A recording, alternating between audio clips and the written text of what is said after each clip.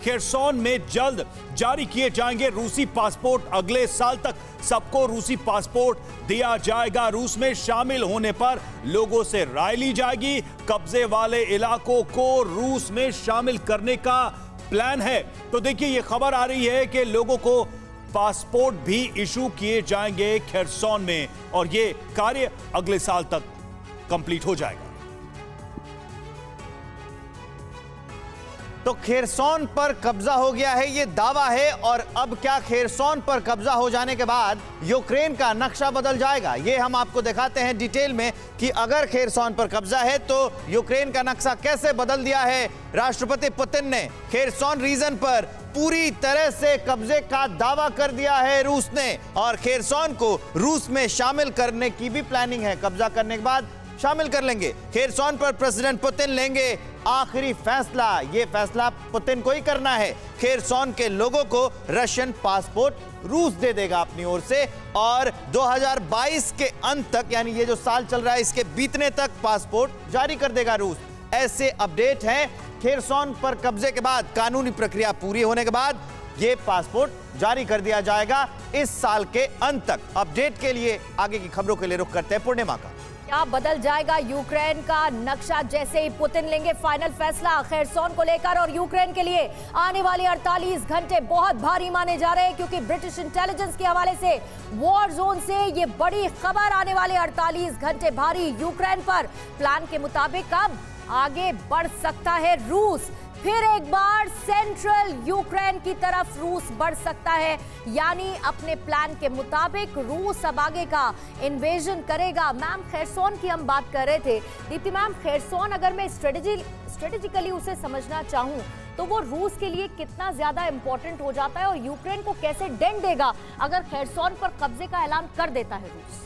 जी देखिए, strategically Kherson जो है उसमें जो उसकी लोकेशन है, अगर हम उसको देखें जैसे कि मैप पे भी दिखाई दे रहा है, तो ब्लैक सी के नियर जाने के बाद आपका सारा पोर्ट्स वगैरह और एयरपोर्ट स्पेशली आपकी रूस की तरफ में हो जाएंगी। तो ये जो वेस्टर्न पूरा यूक्रेन है वो पूरा रूस की तरफ चला जाएगा, जिसकी वजह से जितने मेन तो यहाँ पे रशियन स्पीकिंग पीपल थे, that is why it was mainly important for रूस की जितना जल्दी हो सके वो इन पे कब्जा करे और उसको अपने टेरिटरी में शामिल कर ले। अभी लेकिन थोड़ा सा जो मुझे शक है अभी तक वो है थोड़ा सा गोरिल्ला वॉरफेयर का, कि थोड़ा थोड़ा जैसे खार्किव में भी गोरिल्ला वॉरफेयर स्टार्ट हो गया है, लोगों ने थोड़ा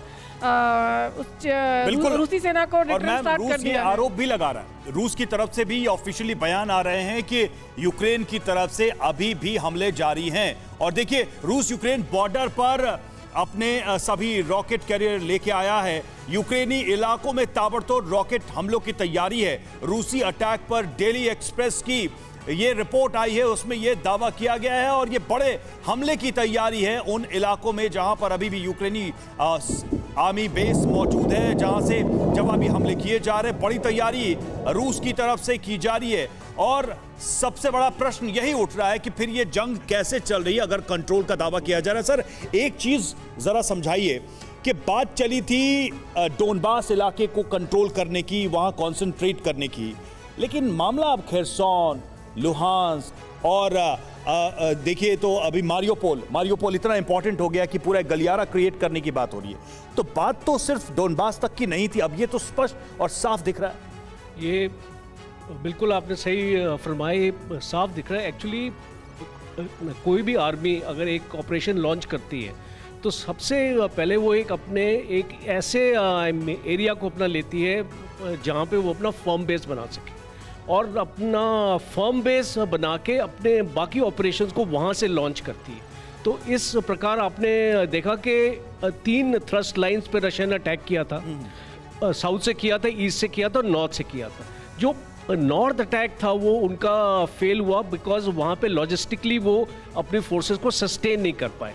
और जहाँ पे सक्सेस मिली, फौज में एक प्रिंसिपल ऑफ वॉर है, ऑलवेज रीइंफोर्स सक्सेस, फेलियर को रीइंफोर्स नहीं किया जाता। लेकिन सर, एक चीज तो बहुत क्लियर है कि पुतिन के प्लानिंग मैप में बहुत बड़ा एरिया था, छोटा एरिया नहीं था।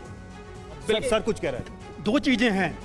पहले रशिया जब आया था 100 बटालियन तकरीबन स्ट्रेंथ लेके आया था, उसमें से 30-40 वापस चली गई थी और काफ़ी बटालियंस इन इलाकों में, खार्किव, मारियोपोल, डोनबास इलाके में लगी हुई थी।